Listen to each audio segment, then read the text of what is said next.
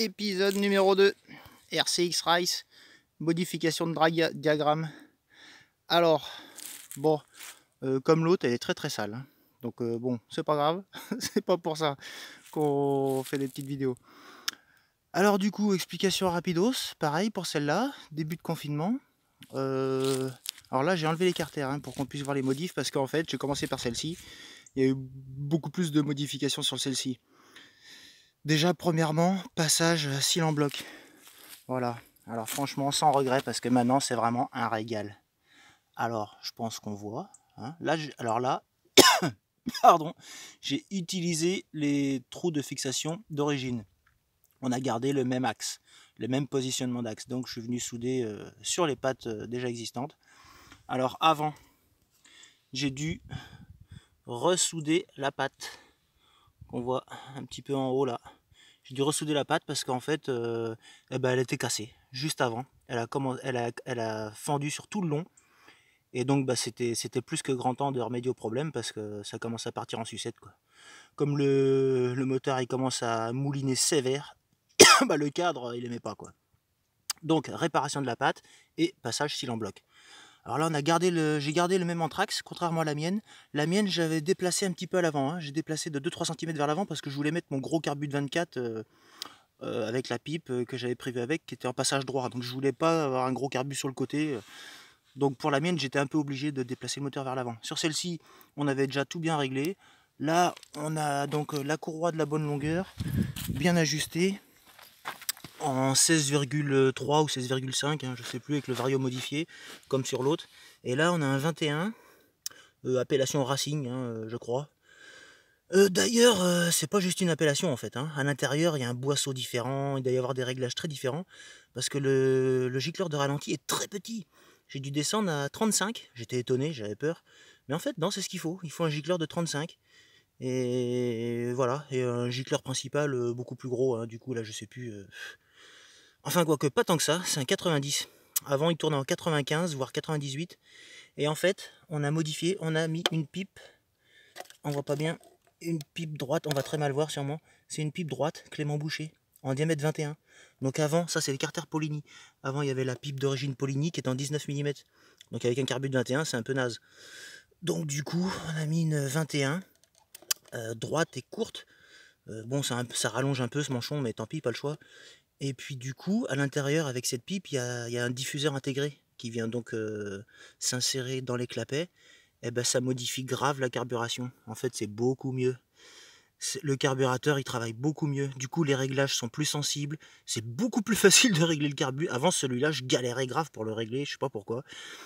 Et là, avec cette pipe-là, l'aspiration, la dépression doit être bien meilleure. Je sais pas comment expliquer, mais en tout cas, c'est beaucoup mieux. Et du coup, j'ai appauvri. Bizarrement, j'avais pensé que, parce que j'ai augmenté les diagrammes, je me disais, ouais, il faudra peut-être enrichir pour sécuriser. En fait, j'ai dû faire l'inverse. Voilà, bon c'est comme ça. Alors encore une fois, s'il y a des pros qui savent m'expliquer, je sais pas. En tout cas, moi, là, j'ai bien vu que le réglage était beaucoup plus simple avec cette pipe. Donc franchement, c'est top. Et puis, accessoirement, c'est 21 mm. Donc du coup, le carbu, il est plus bridé, quoi. Là, c'est un 21 qui fonctionne à bloc. Qu'on avait raccourci d'ailleurs. Bon, alors maintenant, c'est inutile parce que...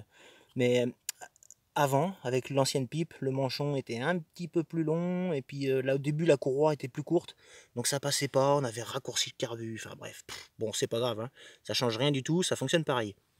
Ça a changé strictement rien au fonctionnement. Comme de toute façon on roule sans filtre, rien à foutre. Voilà, donc s'il en bloque, pareil de ce côté, il faudra mettre un petit coup de peinture, bien sûr, pour pas que ça rouille. Voilà, du coup, là, maintenant, confort de conduite, génial, génial, génial, encore mieux que la mienne. Parce que là, le vélo est neuf, bidalo, donc je suppose qu'il est quand même bien équilibré, on peut espérer. Le seul truc qui vibre un peu, c'est le pot. Mais bon, le pot, il est fatigué, il est très usé. Donc, il y a un mec qui m'avait dit, qui m'avait expliqué ce que c'était comme pot. C'est bien un Yamashi Drag. Alors, il est frappé RGD parce qu'apparemment, Yamashi, c'était le service compétition des RGD, enfin, un truc comme ça. Bref, bon, c'est RGD, c'est pareil, quoi. Mais du coup, ça doit bien être quand même... apparemment, c'est comme un Doppler R1, mais légèrement modifié, qui doit être accordé un petit peu plus haut dans les tours, je suppose. Apparemment, c'est ce que je pense. Bon, bref, peu importe. C'est pareil, les pros, ils nous diront. Voilà, donc là, diagramme. Au démontage, alors taux de compression, on était à, quand j'ai démonté, il y avait 12, je sais plus, 12,6, 12,8, pareil, pas énorme. C'est à peu près ce qu'on avait mis, hein, il s'était à peine tassé, pas trop. Et alors là, on a démonté, ouais, les diagrammes, c'était 100... Oh, je me rappelle plus. Ah si, ça s'était tassé un peu quand même, parce que c'était redescendu quasiment... on avait mis... je me rappelle plus à force de changer et tout. Enfin, c'était redescendu presque à l'origine, c'est-à-dire 177, 121, 122, un truc comme ça. Je me rappelle plus. C'était quasiment comme stock. Et du coup, donc on a voulu remonter tout ça, mais celui-là c'est compliqué parce qu'on ne peut pas jouer avec les joints de culasse. Là c'est joint torique, là c'est plan sur plan. Donc j'ai quand même raboté entre guillemets un petit peu. J'ai modifié, j'ai réussi à gratter 1/10 sur le cylindre et 1/10 sur la culasse, apparemment. Je m'en suis rendu compte avec le taux de compression en fait. Hein. Et du coup, je me rappelle même plus, j'aurais dû préparer un petit peu avant. Je sais même plus ce qu'on a mis en dessous. Je crois qu'on est parti avec 0,7. 0,7 de joint, mais avec une calalu cette fois entre les deux. C'est-à-dire deux joints pas trop épais et puis une petite calalu de 2/3. Et du coup, ça va beaucoup moins se tasser apparemment, parce que avant on avait mis beaucoup de joints. Ah oui, voilà, on avait mis 1,2 mm de joint, ça s'était tassé à 0,8. On avait perdu 4/10, énorme. Du coup, oui, c'était bien tassé quand même. Mais bon, enfin voilà quoi, ouais, je sais plus trop. J'ai tellement bidouillé ces moteurs, je m'en rappelle plus. Mais les joints, en fait, quand on met que des joints, quand on met plusieurs joints comme ça, enfin l'un par-dessus l'autre, moi j'ai tendance à serrer beaucoup parce que j'ai toujours peur qu'il y ait des fuites. Et du coup, les moteurs, bon, c'est un liquide, mais il chauffe quand même, hein, faut pas rêver. Plus ça chauffe et plus ça se tasse les joints, quoi. Alors, moi j'ai jamais cassé de goujon, donc jusqu'ici tout va bien, mais j'ai tendance à serrer quand même très fort. Je dois être bien au-delà du truc recommandé. Mais c'est pas grave, au moins il n'y a pas de fuite. Et du coup, les joints ils s'écrasent un peu, quoi. Donc là, avec une cale alu, apparemment, même quand on mesure au pied à coulisse, quand on met plusieurs joints l'un sur l'autre et qu'on serre bien le pied à coulisse assez fort pour déjà simuler un peu un écrasement, eh ben, on arrive déjà à gagner quelques dixièmes, même avec un pied à coulisse. Tandis qu'avec la cale alu, il n'y a quasiment aucune différence. Je crois que ça va bouger beaucoup moins. Du coup, bon, comme on ne pouvait pas rajouter beaucoup de joints, on peut pas le remonter beaucoup, sinon on le décomprime de trop. Ben, j'ai tapé dans l'échappement. Et alors là, j'ai fait le gros Mickey Mouse, comme un blaireau. J'avais fait ça bien pourtant, j'avais fait une marque à l'intérieur et tout, j'avais pris mes références et tout. J'ai gratté, j'ai fait un beau conduit, d'ailleurs comme l'autre, hein, sur la mienne aussi, j'ai fait pareil, j'ai augmenté le diamètre de sortie. J'ai augmenté tout le conduit en fait. Je l'ai bien passé en 25 mm parce qu'on a des bagues, des espèces de Venturi là, mais ça sort plutôt à 23, pas à 25. Donc en fait, j'ai augmenté le diamètre, j'ai fait des beaux diamètres, des beaux conduits. Là, j'étais tout content, tout fier de moi. Sauf que en reprenant les diagrammes, je voulais faire un... Je voulais le laisser assez haut et puis essayer de monter à 188, un truc comme ça. Faire un 188, 125, quelque chose comme ça. 188, 190 au pire des cas. Alors, résultat des courses, 196, bim. Oh la claque. J'ai carrément trop gratté. Grosse erreur de débutant. Bon, du coup, là, résultat des courses. Montage définitif. Taux de compression 13. Diagramme au montage, avant écrasement, 196, 125. J'ai calculé que s'il s'écrasait un tout petit peu, on allait redescendre certainement à 195 voire 194 avec 122, 123. Donc ça fait 72 degrés d'écart, ça paraît beaucoup. J'avais un petit peu peur que ça fonctionne pas trop, qu'il soit trop creux, qu'il y ait moins de couple. Ben en fait ça marche nickel.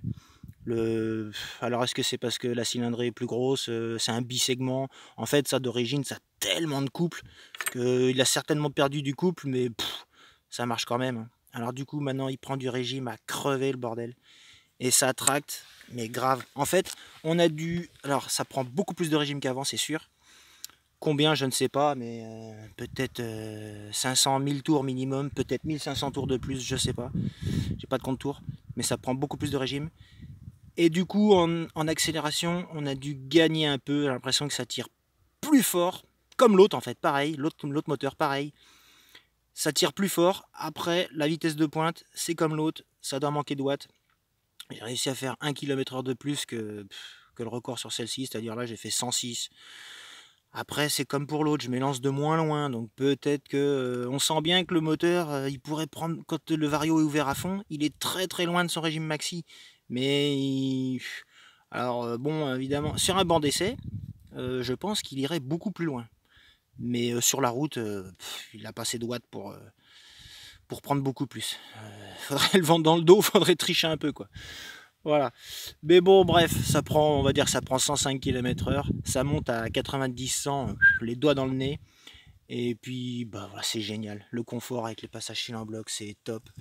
Il y a juste donc le pot. En fait, le pot il est très usé là. Il faut que j'arrive à faire une petite bague parce que entre la rotule, d'ailleurs, c'est entre la rotule et le pot là, il y a du jeu, ça vibre un peu trop. Faut que j'arrive à mettre un petit truc là. Et voilà. Et sinon, ben, là c'est pareil, hein, on va pas pouvoir faire beaucoup mieux. Donc peut-être qu'on ira les passer au banc en essai, un de ces quatre, pour voir, pour le fun. Hein. Après pour la puissance, je pense pas que ça soit forcément beaucoup mieux qu'avant. Mais bon, c'est un comportement assez fun. Voilà, ça gueule à mort. Et bah, ça tire quand même sévère, hein, même si c'est pas des machines de compète. Hein. Mais bon voilà.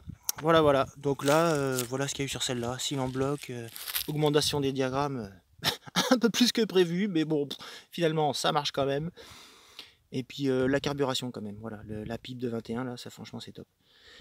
Et puis voilà, je crois qu'on a fait le tour. C'est tout, que dire de plus, pas grand chose. Je vais la ramener à la maison, mettre les beaux carters tout beau tout propre. Et puis voilà. Allez, n'hésitez pas, les commentaires, les petits trucs éventuellement, des améliorations à apporter, je sais pas, pour les pros de la bricole. Voilà.